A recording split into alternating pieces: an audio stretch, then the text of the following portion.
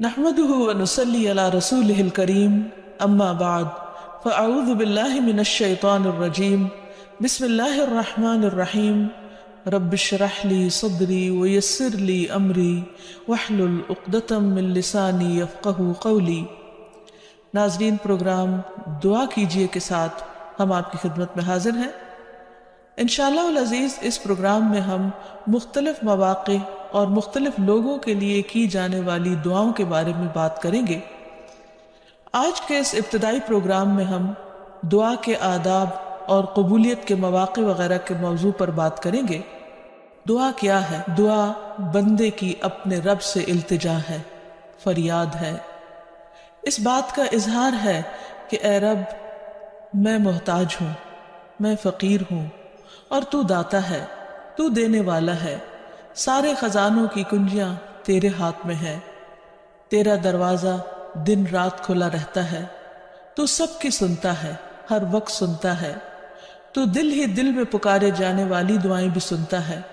اور زور سے بولی جانے والی بھی۔ دعا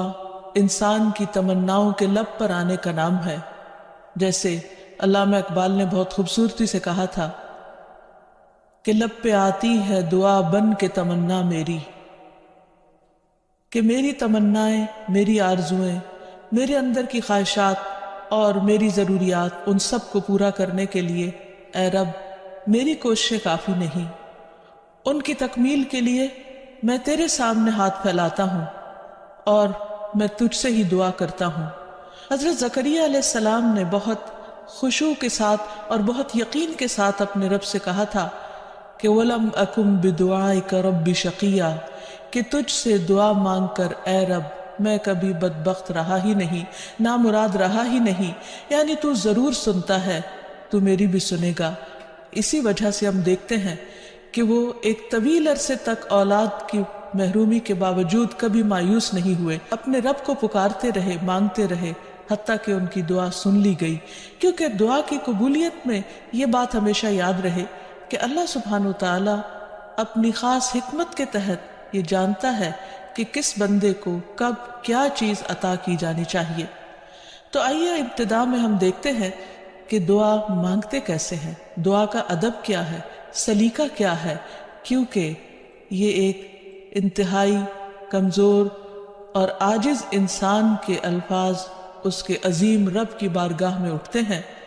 تو پھر یہ کیسے ہونے چاہیے تاکہ دعائیں قبول ہو جائیں۔ تو اس سلسلے میں سب سے پہلی بات تو یہ ہے کہ انسان کو دعا مانگتے وقت پوری توجہ اور پورے خشوع اور خضوع کا مظاہرہ کرنا چاہیے، کیونکہ اللہ سبحانہ تعالیٰ غافل دل کی دعا نہیں سنتا۔ دعا مانگنے کے ادب میں سب سے پہلا ادب، سلیقہ اور کرینہ یہ ہے کہ انسان پورے اخلاص کے ساتھ، پوری توجہ کے ساتھ، شوق اور محبت کے ساتھ اپنے رب سے مانگے، پورے یقین کے ساتھ کہ اس کا رب اس کی دعا ضرور سنے گا۔ قرآن مجید میں اللہ تعالیٰ فرماتے ہیں وَادْعُوهُ مُخْلِصِينَ لَهُ الدِّينَ، اس سے دعا کرو دین کو اسی کے لیے خالص کرتے ہوئے، یعنی صرف اللہ سے مانگو، کسی اور سے نہیں، کیونکہ سب کو دینے والا دراصل وہی ہے۔ انبیاء ہوں یا اولیاء کرام ہوں یا بزرگان دین ہوں، سب کے سب اسی کے آگے سجدہ ریز ہوتے ہیں اور اسی کو پکارتے ہیں۔ نبی صلی اللہ علیہ وسلم صبح سے شام تک ہر موقع پر اپنے رب کو پکارا کرتے تھے، اور وہ تمام دعائیں احادیث کی کتابوں میں ہمیں صحیح سند کے ساتھ ملتی ہیں کہ کس طرح آپ صلی اللہ علیہ وسلم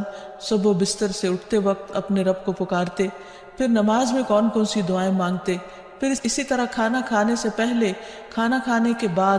یہاں تک کہ اگر چھینک آئے تو اس وقت کیا پڑھا جائے، اور اسی طرح رات کو سوتے وقت، اور بے شمار مواقع کی دعائیں، اور اس کے علاوہ بھی نبی صلی اللہ علیہ وسلم کی دعائیں بہت ہی خوبصورت انداز میں مختلف کتابوں میں ہمیں ملتی ہیں، جس سے ہمیں دعا مانگنے کا سلیقہ اور ادب پتہ چلتا ہے، کیونکہ نبی صلی اللہ علیہ وسلم اللہ کے محبوب تھے، اور کس طرح اللہ کے محبوب نے اپنی عاجزی اور انکساری کا اظہار اپنے رب کے حضور کیا ہے، وہ ہمارے لیے ایک بہترین نمونہ ہے۔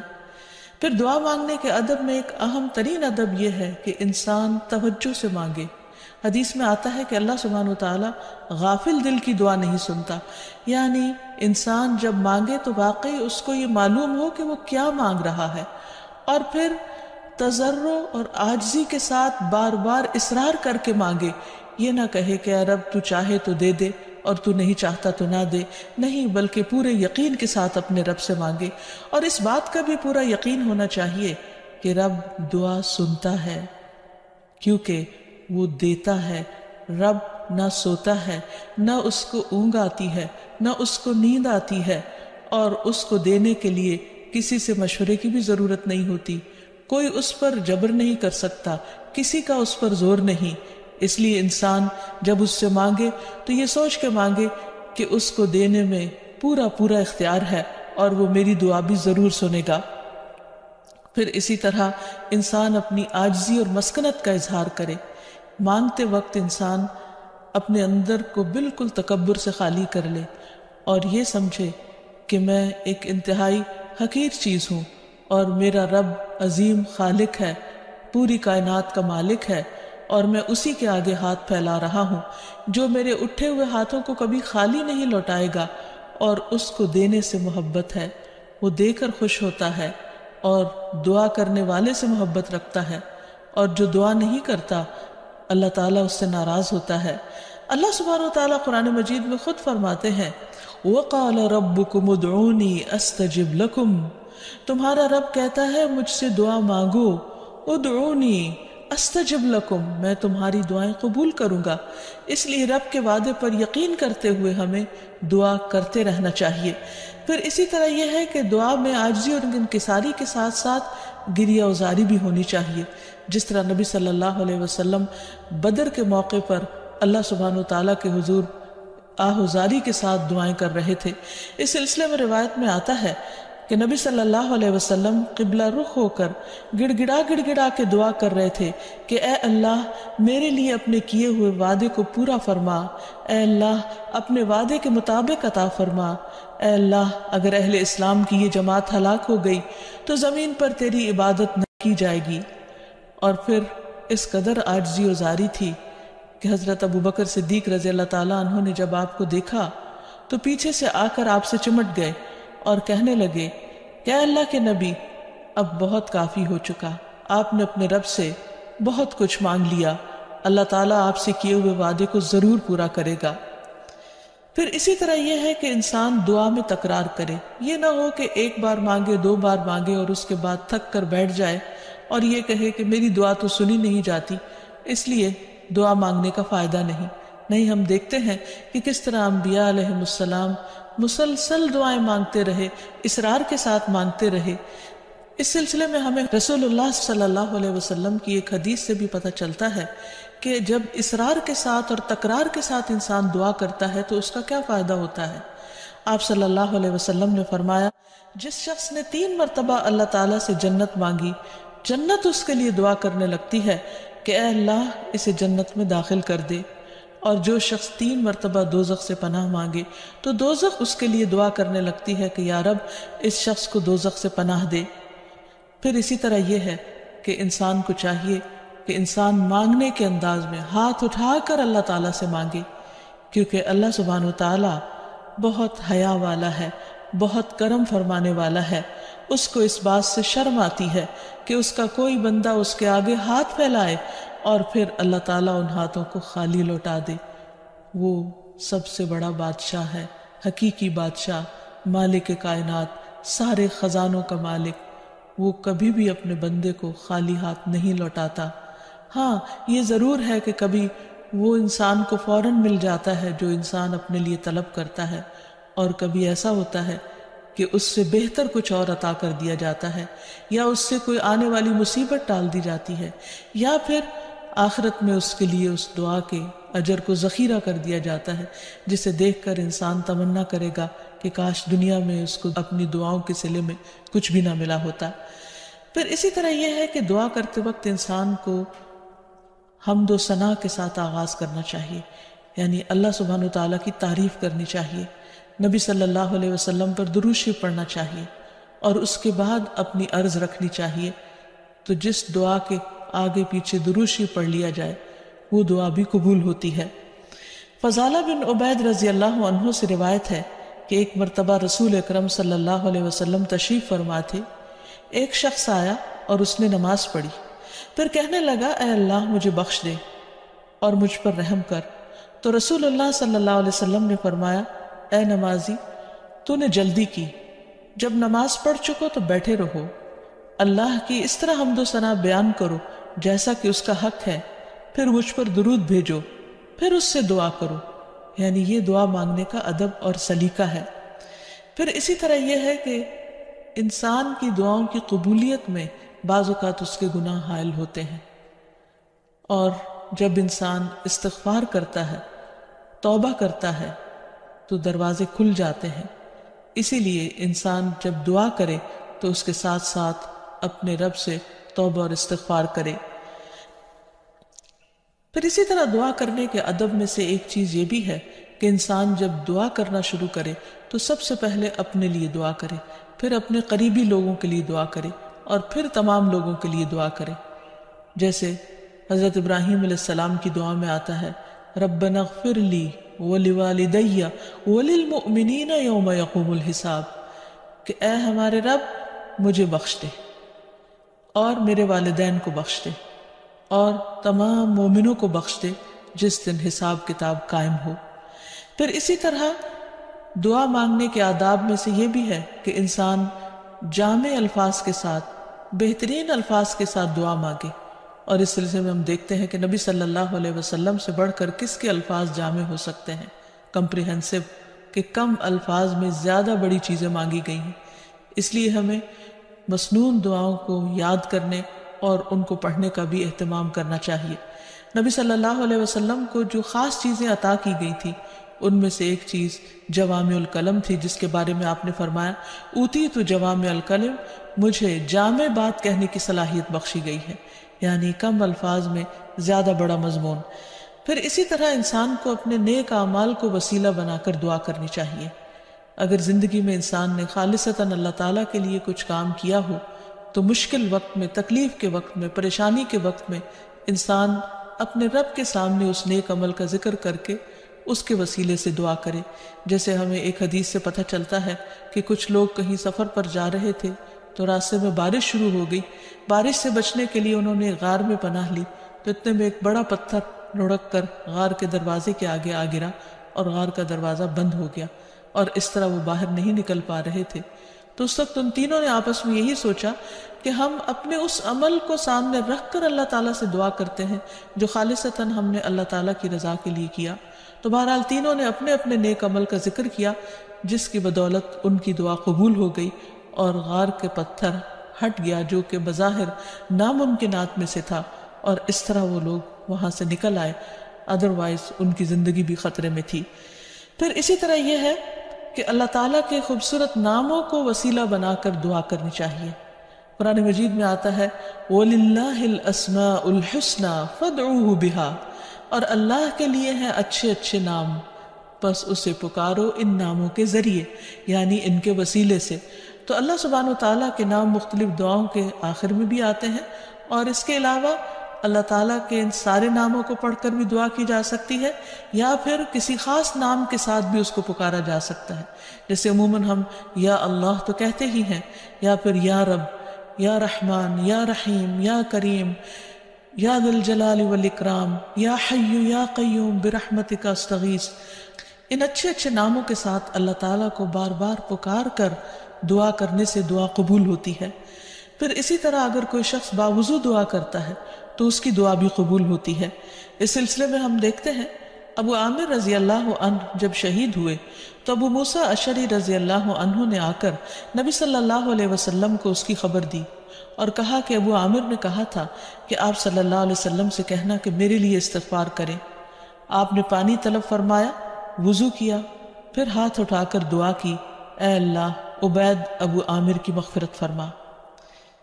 پھر اسی طرح دعا کی قبولیت کے آداب میں سے ایک ادب یہ بھی ہے کہ انسان حلال رزق کا اہتمام کرے۔ نبی اکرم صلی اللہ علیہ وسلم نے ایک شخص کا ذکر کیا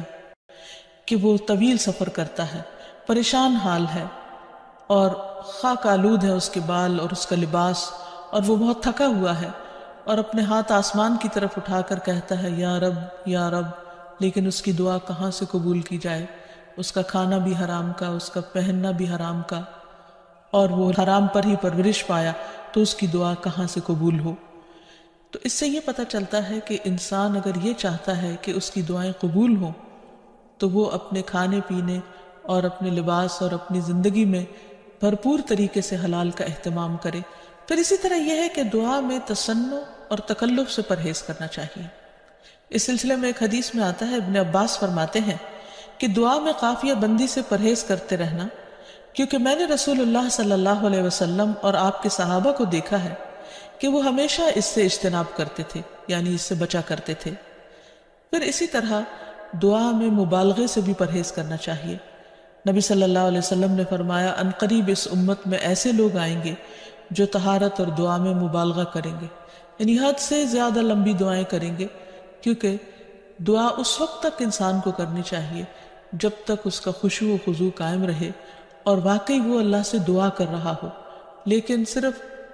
لمبی دعا اس لیے کہ شاید بہت زیادہ لمبی دعا کرنے سے زیادہ قبولیت ہوگی، تو اصل چیز کوالٹی ہے۔ بعض اوقات انسان صرف ایک جملہ بولتا ہے لیکن اتنے درد کے ساتھ، اتنے احساس کے ساتھ، اتنی شدت کے ساتھ کہ وہی کافی ہو جاتا ہے۔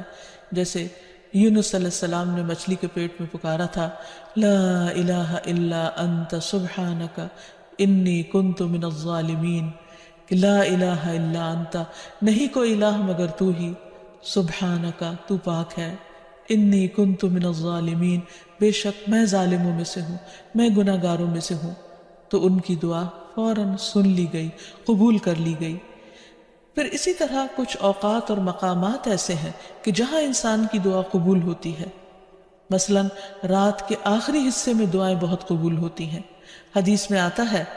رسول اللہ صلی اللہ علیہ وسلم نے فرمایا ہمارا رب تبارک و تعالی ہر رات کو اس وقت آسمان دنیا پر آتا ہے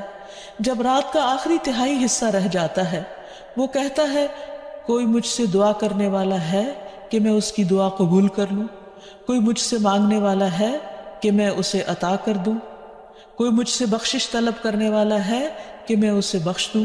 یعنی اگر کوئی اس وقت مجھ سے دعا کرے گا تو میں ضرور اس کی دعا قبول کر لوں گا۔ لیکن عموماً رات کے آخری حصے میں انسان گہری نیند میں چلا جاتا ہے اور یہ قبولیت کا وقت اس سے کھو جاتا ہے۔ تو اس خصوصی طور پر اگر انسان کی زندگی میں کوئی پریشانی ہو یا کچھ چیزوں کے بارے میں وہ واقعی سنجیدہ ہو کہ وہ اسے ملنی چاہیے دنیا اور آخرت کی کامیابیوں میں سے، بھلائیوں اور خیر میں سے، تو اس کو چاہیے کہ اس وقت میں دعا کا اہتمام کرے۔ نبی صلی اللہ علیہ وسلم نے یہ بھی فرمایا کہ تمام اوقات سے زیادہ بندہ پچھلی رات میں اپنے رب کے قریب ہوتا ہے، پس اگر تم سے ہو سکے تو تم اس گھڑی میں اللہ کو یاد کرنے والوں میں سے بن جاؤ تو ضرور بن جاؤ۔ پھر اسی طرح آذان کے بعد اور اقامت سے پہلے دعا قبول ہوتی ہے، یعنی مؤذن جب آذان دے رہا ہو تو جو الفاظ وہ دہرا رہا ہو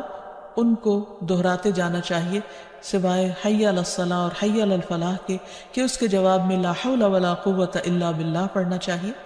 اور جب مؤذن آذان کہہ چکے تو آذان کے بعد کی دعا پڑھ کے، درود شریف پڑھ کر، جو بھی انسان کے دل میں حاجت ہو وہ اپنے رب کے سامنے رکھے، تو وہ دعا کے قبولیت کا وقت ہوتا ہے، اس وقت آسمان کے دروازے کھلتے ہیں۔ تو اس وقت انسان کو یہ وقت ضائع نہیں کرنا چاہیے اور چھوٹی چھوٹی چیزیں بھی اپنے رب سے مانگتے چلے جانا چاہیے تاکہ انسان کسی انسان کا محتاج نہ ہو۔ پھر اسی طرح سجدہ میں انسان اپنے رب کے بہت قریب ہوتا ہے، اس وقت دعائیں خوب سنی جاتی ہیں، تو خوب انسان کو پکارنا چاہیے۔ فرض نماز کے بعد دعا قبول ہوتی ہے، تو فرض نماز کے بعد آیت الکرسی پڑھنا اور دعا مانگنا انسان کے فائدے میں ہے، بجائے اس کے کہ انسان فوراً مصلی سے اٹھ جائے یا ادھر ادھر کی باتیں شروع کر دے۔ پھر اسی طرح جمعے کے دن ایک خاص گھڑی ہوتی ہے جس میں انسان کی دعا قبول ہوتی ہے، اور اس کے بارے میں ایک روایت میں آتا ہے کہ وہ جمعے کے دن کی آخری گھڑی ہوتی ہے۔ تو بہرحال جمعے کے دن خصوصی طور پر دعاؤں کے مانگنے کا اہتمام کرنا چاہیے۔ پھر اسی طرح ماہ رمضان میں ہر دن اور رات میں ایک گھڑی ایسی ہوتی ہے کہ جس میں دعا قبول ہوتی ہے، اس وقت بھی زیادہ سے زیادہ دعائیں مانگنی چاہیے۔ عرفہ کے دن اللہ سبحانہ و تعالیٰ سب سے زیادہ لوگوں کو جہنم کی آگ سے آزاد کرتا ہے، تو اس دن وہاں کے لوگ جو حج پر گئے ہیں وہ تو دعائیں مانگتے ہی ہیں، اور جو لوگ نہیں بھی جا سکے وہ بھی اس دن کی برکت سے فائدہ اٹھاتے ہوئے خوب خوب دعائیں کریں۔ پھر اسی طرح بارش ہوتے وقت بھی دعا قبول ہوتی ہے، پھر زمزم پیتے وقت دعائیں قبول ہوتی ہیں، قرآن مجید کی تلاوت کے بعد دعا قبول ہوتی ہے۔ تو انسان کو ان مواقع سے خوب خوب فائدہ اٹھانا چاہیے۔ پھر اسی طرح مریض اور میت کے پاس جو دعائیں کی جاتی ہیں وہ بھی قبول ہوتی ہیں۔ اور آخر میں یہ کہ رسول اللہ صلی اللہ علیہ وسلم نے بعض ایسے کلمات بتائے ہیں کہ جن کے ساتھ اگر اللہ تعالیٰ کو پکارا جائے تو انسان کی دعا قبول ہوتی ہے، اور وہ ہیں: